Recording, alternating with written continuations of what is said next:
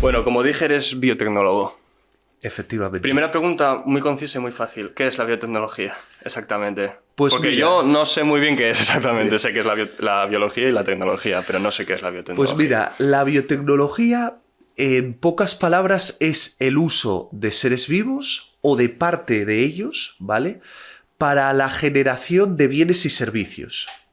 Y de productos también. Entonces, esta definición, que es así un poco abstracta, consiste en, de alguna manera, aprovecharnos de partes de seres vivos o de modificarlos para que hagan tareas específicas, normalmente complejas, que son de valor para la sociedad. Por poner un ejemplo, productos biotecnológicos. La mayoría de fármacos o modificaciones de los fármacos existentes se producen en bioreactores con bacterias específicas que hacen un conjunto de reacciones que, si fueran químicas, muchas veces pues tendrías que hacerlo en 20 pasos, reacciones muy complejas, y las bacterias, pues por cómo funcionan ellas, son capaces de hacerlo y de integrarlo y de que sea mucho más rentable económicamente, ¿no? Porque la biotecnología tiene también esta integración de la biología con la ingeniería. Entonces es muy productiva. Y bueno, biotecnología realmente, yo creo que los primeros ejemplos de la historia de biotecnología son la cerveza, el yogur, son... Y eso remontamos a cuántos años atrás. Miles de años, vamos. ¿Y la cerveza en cuanto a que se transforme en alcohol? Efectivamente, Sí, ¿no? es un proceso biotecnológico en el que las levaduras hacen la fermentación alcohólica y los azúcares, ¿vale?, se transforman en alcohol, usando ¿qué? Un vector biológico, una levadura en este caso. Entonces, esos son los procesos biotecnológicos más sencillos que hacían los seres humanos sin ser conscientes de lo que estaba pasando. Ahora ya tenemos conocimiento y podemos aplicarlo para generar productos farmacéuticos, alimentarios, vacunas, por supuesto. De hecho, con la pandemia de COVID, las vacunas biotecnológicas han pasado a primer plano, ¿no? Y no solo para la parte más sanitaria, sino que también la biotecnología tiene muchas ramas en vegetal, por ejemplo. En generación de plantas modificadas genéticamente que tengan mejores propiedades o mayor rendimiento, o que, por ejemplo, puedan plantarse en un campo con una alta salinidad o resistir a la sequía, que con todo el cambio climático... Y las plagas, pues, me imagino, ¿no? A las plagas, por supuesto. Por ejemplo, en el caso del taladro del maíz y todas estas plagas... ¿Taladro del maíz? Sí, es una enfermedad que afecta al maíz y, por ejemplo, hay diferentes plantas, ¿no?, Sí. que han sido modificadas por el ser humano para evitar que tengan...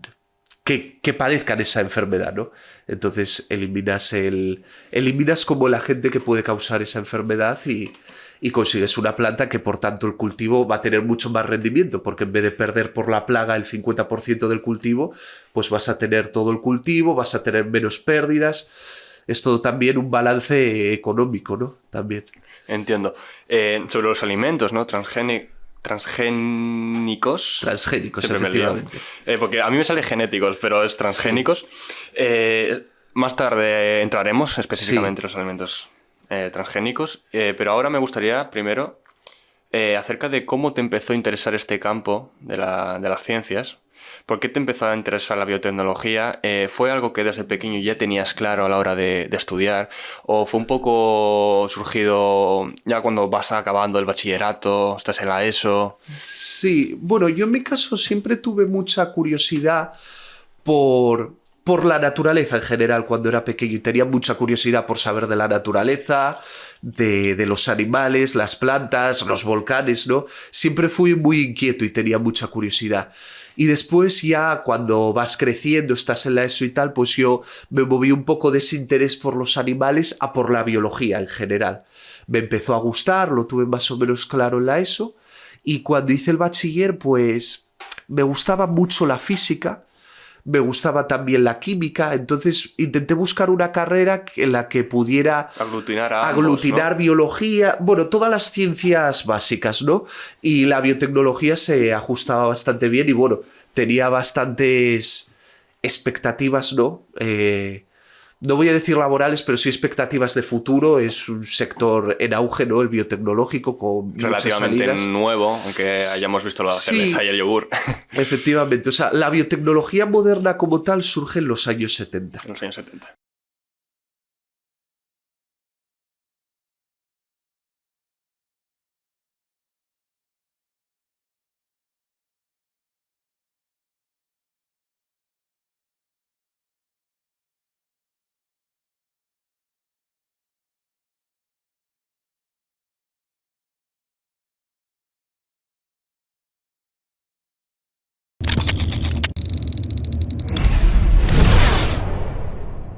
Con muchas Relativamente salidas. nuevo, aunque hayamos visto la Sí, cerveza y el yogur efectivamente. O sea, la biotecnología moderna como tal surge en los años 70. en los años 70. Los años 70 cuando se desarrolla una tecnología que es tecnología del ADN recombinante.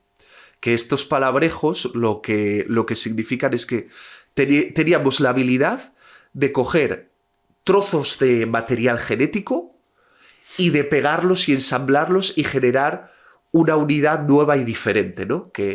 Hostia. Que es lo que es la tecnología del ADN recombinante. Entonces es como coger cosas a la carta y unirlas en un todo. Y ese Y, todo, por ejemplo, ¿qué podría ser? y ese todo, por ejemplo, podría Si ser... puedes poner un ejemplo, sí, Sí, para que la gente lo esas entienda. son como moléculas, ¿vale? Que en Hmm. este caso de material genético es el ADN, que bueno, no todos, ¿vale?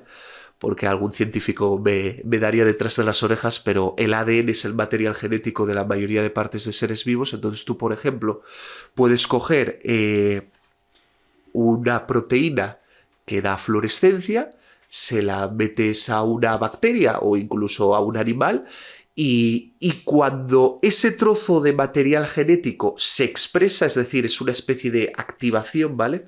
Para que, a grosso modo, pues vas a ver que una bacteria que no era fluorescente de pronto lo es.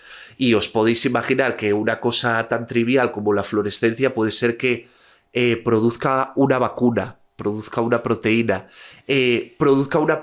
que evite una plaga porque sea tóxico para la bacteria o incluso el animal o el insecto que se come la planta se muere porque literalmente es tóxico para él. Generar alimentos que tengan propiedades positivas, que estén enriquecidos, producción de vitaminas, un abanico inmenso de posibilidades. Y eso empezó en los 70 con esta tecnología que básicamente lo que consiste es cortar y pegar. Hmm. Cortas y pegas, juntas y generas algo nuevo, ¿no? Pues muy interesante, de Sí. verdad. A ver, suena un poco... Es difícil de entender, ¿vale? Es Como difícil de entenderlo. coger cachos de partes de Claro, ADN o claro. de... y Efectivamente. Es un juntarlos y poco... funcione. Claro, Porque suena un poco como a Frankenstein, ¿no? Cogiendo partes de cada tal. es que es literalmente eso. O sea, es aprovechar la información de distintos seres vivos y combinarla. Al final porque la gente cuando me dice, bueno, ¿y qué es el ADN, no? Hmm. Concretamente, porque también es una pregunta que se Bueno, puede tienen hacer. todos la mente las... Claro, la bueno, doble hélice, la ¿no? doble hélice, sí, Eso en del verdad, ADN. para que lo entendamos, es información. Es lo que es como si fuera un disco duro de información, ¿vale? Y esa información no solo importa, no solo importa la información en sí, sino en qué orden esté. Y por tanto, si coges información de distintos seres vivos, evidentemente puedes crear algo nuevo, como si quieres montar un coche o una moto, pues coges diferentes piezas, ¿no? Sí. Pues esto es lo mismo, ¿no? Y partiendo de un coche X, pues con la tecnología del ADN recombinante, que en la que se basa la biotecnología, lo que acabas haciendo es generar un coche tuneado, con mejores prestaciones, ¿no? Entonces, bueno, por ahí van los tiros de la biotecnología, aunque sea así un poco Sí. difícil de explicar, pero se basa en eso.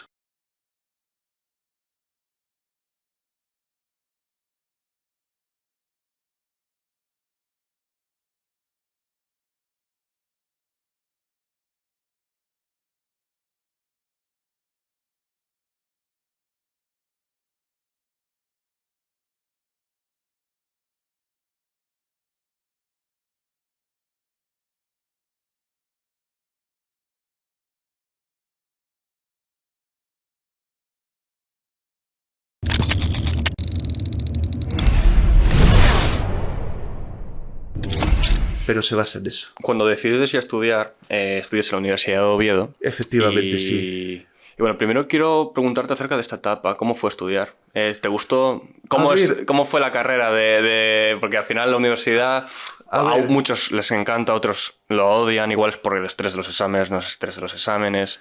A ver, a mí la etapa me gustó, la verdad. Yo me lo pasé en grande, solo que claro, hay que ser conscientes de que sobre todo los primeros años son duros, porque además suelen poner las típicas asignaturas que son más hueso, ¿no? Es un cambio muy importante, sí, ¿no? Muy importante también. Yo tuve la suerte de que previamente había hecho, aunque me quedé en la Universidad de Oviedo, yo hice el bachillerato internacional en el Jovellanos en Gijón. Entonces, por suerte, no me llevé tanto golpe cuando llegué a la universidad porque me lo había llevado antes, ¿sabes? Sí. O sea, yo tengo la teoría de que como que el esfuerzo o el tiempo que tienes que gastar, ¿vale? Lo vas a tener que gastar, da igual antes que después, ¿vale? Ni se crea ni se destruye. Entonces, bueno, lo adelanté un poco en bachiller y no fue tan traumático para mí en la universidad. Pero sí, por ejemplo, en Oviedo era bastante dura química. Sí, química será bastante dura. Pero en general tengo, la verdad, buen recuerdo de la mayoría de los profesores. La verdad que les preguntabas cualquier cosa y se implicaban, y en líneas generales pues estoy contento con la formación que recibí. Era muy amplia, muy general, tocamos todos los palos. Pero me gustó porque yo creo que para el futuro, para el mundo al que vamos, evidentemente te puedes especializar, pero no, tampoco el mercado laboral creo que demande algo ultra especializado. Mejor igual saber un poco de todo, ¿no? Relacionado a una rama, que no... Que tengas una formación general y después te especialices, pero que no empieces de mano muy especializado, porque muchas veces para resolver un problema muy complejo, los problemas de hoy en día, incluso necesitas saber de otras cosas, ¿no? Incluso se valoran en disciplinas científicas pues gente de humanidades que pueda aportar otra perspectiva, ¿sabes? Incluso en el trabajo, en cualquier tipo de trabajo, siempre se demanda a alguien con un especial, como una esponja, ¿no? Que absorba de todo, que y sepa pueda un poco coordinar de todo. Los equipos, sí. Y ese es mi caso. Y, por ejemplo, los que nos formamos en biotecnología, yo creo que cumplimos bien ese perfil. Y también hay una parte que es, de hecho, en la que yo trabajo más ahora, que es, bioinformática, que básicamente, es analizar datos biológicos, ¿no? Usando herramientas informáticas y estadísticas, sobre todo. Es que eso es lo que trabajo yo. No lo entiendo muy bien, lo de bioinformática y la diferencia con biotecnología. Pues mira, la bioinformática es básicamente cuando explotó todo esto de la tecnología y tal, del ADN recombinante que comentamos antes, al final eso al cabo de mucho tiempo acabó derivando en procesos de secuenciación, ¿no? Y la secuenciación es una tecnología que permitió generar inmensas cantidades de información de todos los seres vivos, de personas con enfermedades, de las diferentes células que nos integran. Entonces hay una cantidad hoy en día inmensa de información. Y para poder resumirla, procesarla, pues al final necesitas de máquinas, ¿no? De máquinas, ¿no? Y la bioinformática no deja de ser más que el uso de herramientas informáticas aplicadas a datos biológicos que, al ser un poco especiales de entender y no tener una lógica clásica, pues hay herramientas específicas que utilizamos, ¿no? Y forman esa rama. Y es, de hecho, a lo que yo me dedico actualmente. Interesante. Ya cuando acabaste estos estudios, diste conferencias en Atenas últimamente, quiero recordar. Sí. Referente a lo que estás haciendo ahora, ¿no? Sí. Entiendo que es epigenética, si no me equivoco. Sí. Epigenética, efectivamente. Exactamente, ¿qué es la epigenética? ¿En qué estás trabajando ahora en tu laboratorio, no? Sí. Me gustaría que explicases un poco también con quién trabajas. Sí, mira, pues a ver, cuando yo siempre digo que la epigenética quiere decir por encima de la genética, ¿no? La traducción, ¿no? Del griego, creo que es. Entonces, básicamente nosotros tenemos un montón de información, ¿vale? Y esa información está empaquetada en las células. Entonces, para que os imaginéis, a lo mejor una molécula de ADN extendida en línea recta podría medir 3 metros, ¿vale? Toda la información que hay en una célula de nuestro organismo, ¿vale? Pero todo eso tiene que estar empaquetado en una célula microscópica, ¿vale? Entonces, para eso hay una serie de proteínas, ¿vale? Que lo envuelven como si fuera un ovillo. Sí. Y esto yo siempre lo explico porque todas las células de nuestro organismo tienen la misma información, el mismo ADN. Son iguales, entre comillas. Entre comillas, pero si sois realistas, un ojo no se parece en nada Claro. a la piel.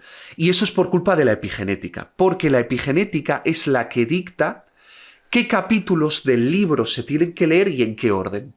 Entonces, hay una parte de la información que se activa, que se lee en las células de tu hígado, que no se lee y se activan otros capítulos en las células de tu cerebro, por ejemplo. Para un o en las diferente células funcionamiento, ¿no? Efectivamente. Entonces, lo que determina la epigenética es el funcionamiento celular. Y tiene mucho peso en los seres complejos, en mamíferos, en plantas sobremanera, porque en plantas daros cuenta que una planta tiene que crecer y las plantas no se mueven, un árbol no se mueve. Entonces, si hay una helada, tiene que adaptarse a la helada rápidamente, si hay sequía, tiene que adaptarse a la sequía, y todo eso son mecanismos epigenéticos. Sí,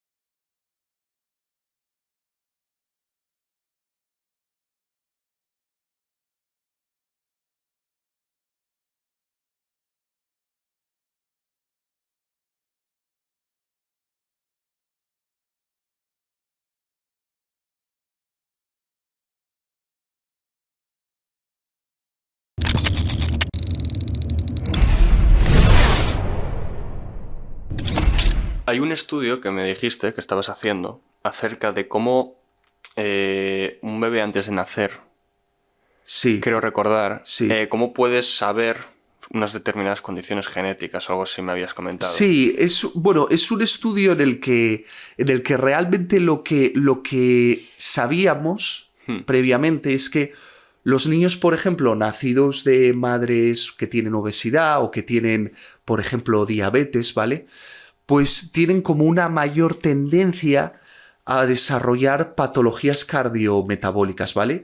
Tanto en la infancia como en la etapa adulta, ¿vale? O sea que hay muchos estudios que confirmaban eso, pero no se sabía muy bien el por qué. O sea, era como una asociación, simplemente, una observación. Entonces, nosotros lo que hicimos fue estudiar a una serie de niños, ¿vale? Durante el primer año de vida. Y nosotros entendimos que la epigenética podía ser ese enlace, ¿no? Y estudiamos la metilación del ADN, esta marca que os acabo de explicar. Y en este estudio lo que descubrimos es que había como una serie de biomarcadores, es decir, había una serie de elementos que nos permitían distinguir a los niños que habían nacido de una madre con obesidad de niños que habían nacido de una madre con un peso normal. ¿Y qué elementos eran? ¿O Pues, cómo lo sabíais exactamente? Pues mira, nosotros usamos técnicas avanzadas para estudiar la metilación. Para que os deis cuenta, analizamos como 1 millón de posiciones en el ADN, ¿vale? Sí. Y analizamos su metilación en ese 1 millón de posiciones aproximadamente.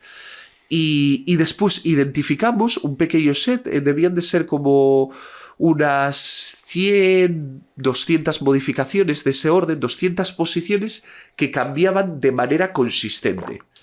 ¿Y a qué me refiero a que cambiaban de manera consistente? Pues que el niño nacía, tenía ese cambio, ¿no? Que lo distinguía, pero ese cambio a los 6 meses de vida se mantenía. Vale. Y al año de vida se mantenía, ¿vale? Era un cambio que era consistente. Nos interesaba detectar cambios consistentes, no cambios que el niño naciera y después desapareciera. Porque entonces ese cambio no va a tener un efecto futuro, ¿vale? Y ese estudio fue relevante porque fue la primera vez que se descubrió estos cambios consistentes. Y además, concretamente y curiosamente, se concentraban en genes y en rutas que eran importantes para la obesidad. Por ejemplo, muchos de estos cambios se concentraban en transportadores de ácidos grasos, ¿vale? Y de grasas, al fin y al cabo. Entonces, como que todo tenía sentido y todo encajaba. Y lo importante que es el condicionamiento intrauterino, ¿no? Y cómo puede condicionar la vida futura. Otros estudios en esta vía, por ejemplo, hace mucho tiempo se detectaron también cambios de niños, por ejemplo, en África, que hay como 2 estaciones, ¿no? La estación seca y la estación lluviosa, ¿no? En África, ¿no? En África, sí. Entonces, en función de si los niños nacían en una o en otra estación, pues tenían más tendencia a acumular, por así decirlo, o a retener una mayor cantidad de nutrientes, ¿no? Porque como en la época lluviosa había más abundancia... Sí, y menos sol, ¿no? Entiendo. Efectivamente, y los que habían estado la mayor parte de su exposición uterina en la etapa seca, que hay mayor limitación de alimentos y tal, pues eso sí que tenían una tendencia a absorber o a retener más nutrientes, ¿no? Y bueno... hay muchos ejemplos así y la epigenética, pues, así como reflexión y sin entrar en detalles científicos muy, muy especializados, pues es el enlace entre el ambiente y las funciones de nuestro cuerpo y cómo nos adaptamos al ambiente respondemos, ¿no? y cómo respondemos, sí. Al final es algo muy, muy interesante porque gracias a estos estudios podemos prever un poco cómo pueden ser bebés futuros Efectivamente. y cómo poner soluciones igual a algún problema que puedan tener. Saberlo antes de que lleguen al mundo, ¿no? Incluso. Sí, porque ya lo sabes y esperamos que futuros estudios que continúen la línea también que hemos empezado, pues analicen estos cambios en profundidad y vean, oye, hay alguno que puede ser incluso diana terapéutica y que puede evitar, ¿no?, ese condicionamiento negativo, porque si naces de una madre obesa, pues bueno, poco puedes hacer para evitarlo, ¿no? Pero la utilidad de esto es que sembramos la semilla para estudiar estos marcadores, estudiar estos genes y poder revertir ese condicionamiento. Entonces, es la primera semilla de grandes pasos futuros.